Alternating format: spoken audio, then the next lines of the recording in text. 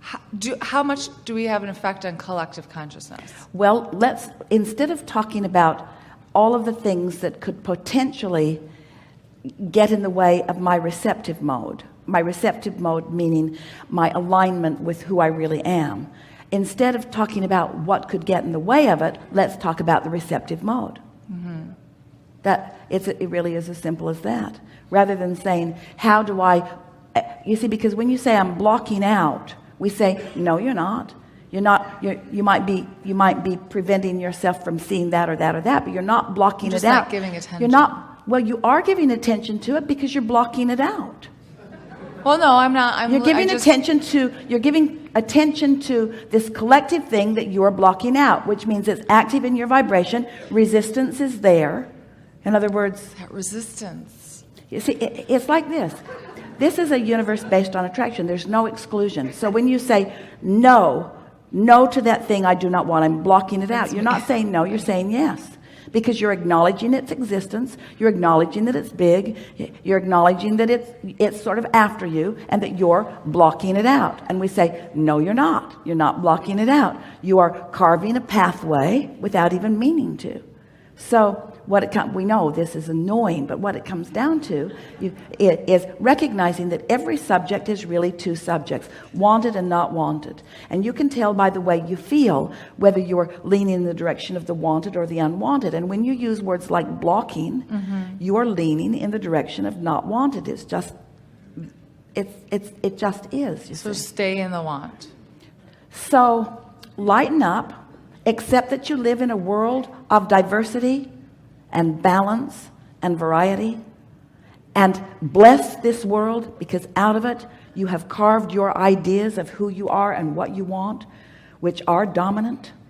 Acknowledge that the source within you is wrapped all around all of that you want, and is looking to you and through you for the fulfillment of all of it. Acknowledge that it doesn't matter what negative or contrasting components helped you come to those conclusions. They are non-issues now because they did their work.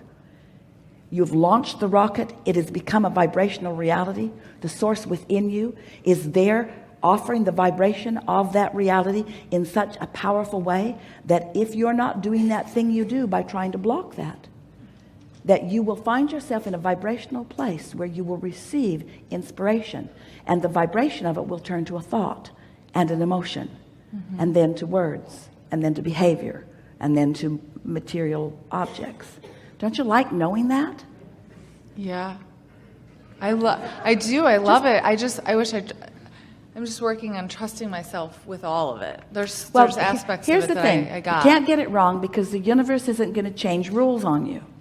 Law of attraction isn't going to suddenly... I can change my point of attraction, though. Law of attraction isn't going to suddenly start behaving differently. So you're going to come to understand the effectiveness of what you're doing by what happens in response. And by that we mean by how you feel. You're right. When you get on that run of clarity where you say, holy crap, look what's going on around me. All kinds of manifestations are happening. You can feel that you have allowed momentum to get moving enough that all things around you are cooperating with you. And that is the powerful, natural feeling of who you are. That's the way life is supposed to feel to you. And when you're worried about something or fussing about something, you can feel yourself all pulled apart, and it feels like it's that one's fault and that one's fault and that one's fault. All it is you've lost focus. You've lost your connection to who you really are, and let other things sort of come in. Well, there's no harm in that, because the worst thing and the best thing that happens out of that is that you shore up your desire in a stronger way.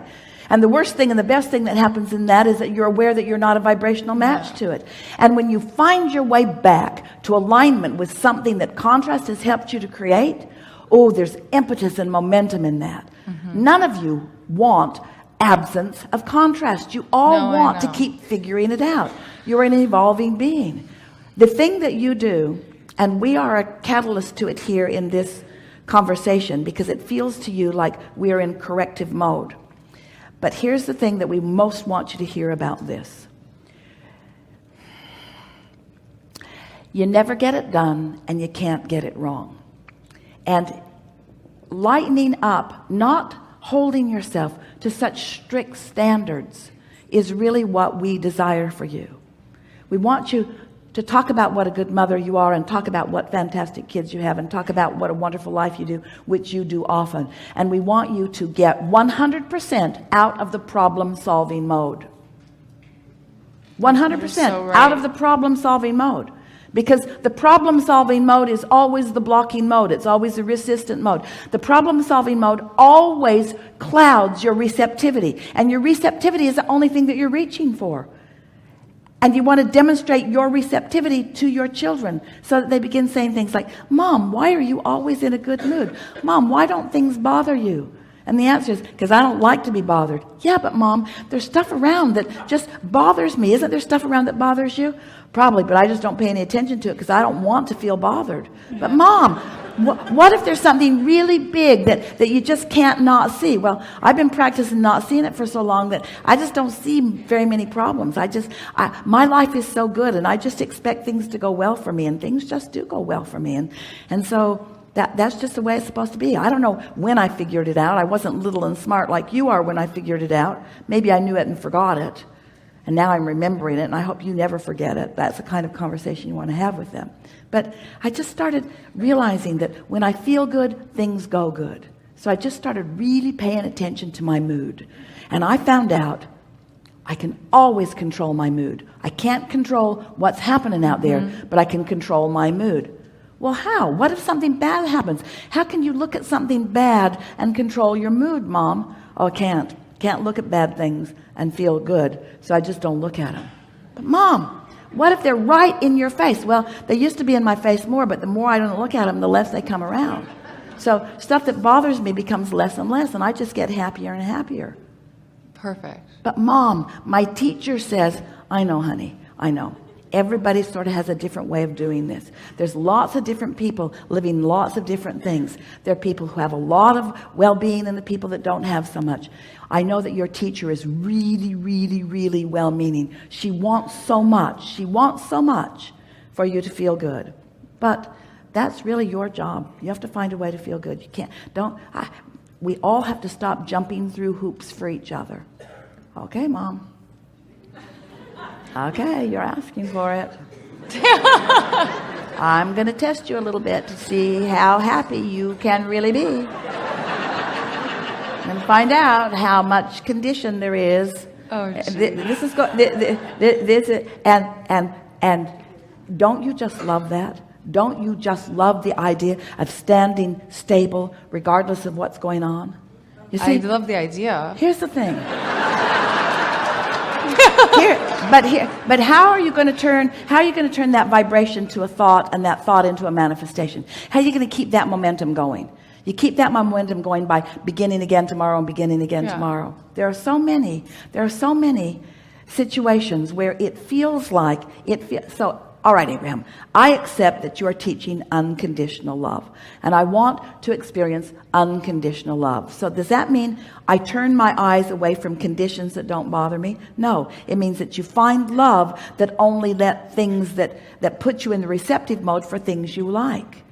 See, unconditional love, the reason that it is so important is because conditions will take you this way and this way and this way and this way and this way and this way and this way. But if you're reaching for the feeling, the emotion of love, if that's the manifestation that you're going for. In other words, you're not going for the manifestation of your child figuring this all out. You're just going for the manifestation within you of loving your child. Well, that's easy to do unless you mess it all up with the things that are bothering him. So if you're just going for the manifestation of love, that's easy. It's the most natural instinct that you have.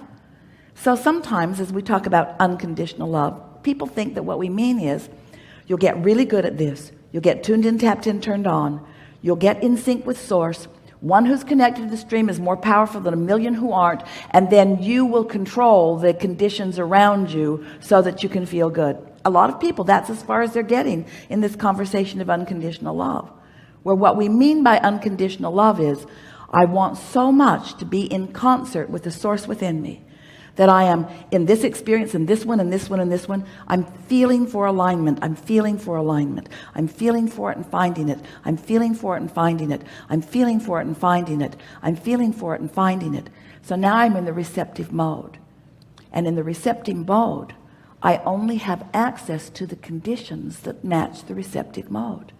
I'm not controlling the conditions so that I can find more good ones. I'm tuning to the conditions. But I'm not doing it for the conditions. I'm doing it for the alignment. Can you feel the difference? Sort of? Yeah, I think so. Esther said, she sat out. We keep telling this story because it's the best one we have so far. Maybe you'll give us a new one. She's sitting out by her pool, enjoying the beauty of it in so many ways. She feels intoxicated with the beauty of this moment. The trees, the pool, the statue, the moment in time. It was indescribably delicious. Mm-hmm. And then she had a thought. That pool is a condition, and that tree is a condition, and that red bird is a condition, and that statue is a condition, and this weather is a condition. Abraham, I'm not so sure that I'm not having a conditional moment of ecstasy. And we said, Esther, think about it. You were in that mood and then inspired to go out. You were in that mood. And in that receptive mode, you saw all of this differently than you've ever seen it before. Another way of hearing this, someone said, Abraham, how does one get rid of doubt? And we said, yeah, that's a good before one. It starts, which is totally annoying. But what we mean by that is get up and tune yourself to alignment, which isn't doubt. And then hold yourself in the frequency of what feels good, and doubt will never come. But if you wait till it comes and then you try to get rid of it, all you do is validate it and practice the vibration of it longer. Can you feel this? Yeah, but we're out here on the leading edge. It moves so fast in your head. Like, how do you get in front of it before it comes through? Well, at first it moves so fast, but in time you will be out ahead of it. And you know that because you just described to us blocks of time, large blocks of time, when you were out ahead of it. And so what you start doing, you start noticing how that felt and how that felt. And you start making associations with what was going on within you. Yeah. In other words, your mood matters more than you ever thought that it did. But most people think that their mood is controlled by conditions. That's conditional love.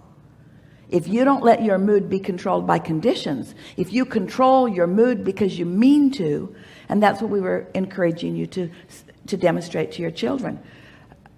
If every time they get upset, your mood is affected by their upset, you're not teaching them the thing that you most want to teach them. And you're not practicing it for yourself either. But when you have a great day around others who aren't, now you know you got it. You see? Ooh, that's a challenge sometimes. Argue for your limitation. So is there like a phrase? It's a challenge sometimes when the momentum is there, but it's not a challenge when you're there. It's not a challenge when you're tuned in. It's not a challenge when you're on that vibe. It's not a challenge when that's who you are. It's not a challenge when everything that is you is flowing through you. No, that's true. But the days that I'm like exhausted, no sleep, really crabby by the end of the day. Well, now you're trying to get rid of doubt after you've got it. No, but yes, you are. You're trying to get rid of it after you got it. You can't get rid of it after you got it. So that's just can't get rid of it. So just after go to sleep. There's too much momentum already going. Don't waste your time. Say to your kids, "I'm in a bad mood. Just deal with it. Okay. This is the way it's going to be for the rest of this day. All right. Well, I don't blame you. Know. It's just how I feel. It's just how I feel. It's how you behave. It's how everybody behaves. My goal is to wake up tomorrow happy and see how far into the day I can go and still feel happy." Okay. And after a while, you'll get so good at this that you won't be inspired to turn on the television to see the thing that could take you down. You won't be inspired to ask the question of a friend that could take you down. You won't be poking and prodding and probing and not minding your own business. You'll be minding your own business. And what is your own business? Your mood is your own business. It's your only business. Alignment to source is your only business. Carrying on with who you really are is your own business. Meeting everyone with the fullness of who you are in this moment is your only business. It's not your business to know what's bothering your child, because you'll never get to the bottom of that, and you'll teach him that he should keep looking for what's wrong. Okay. And that's conditional conditioning, you see. Yeah.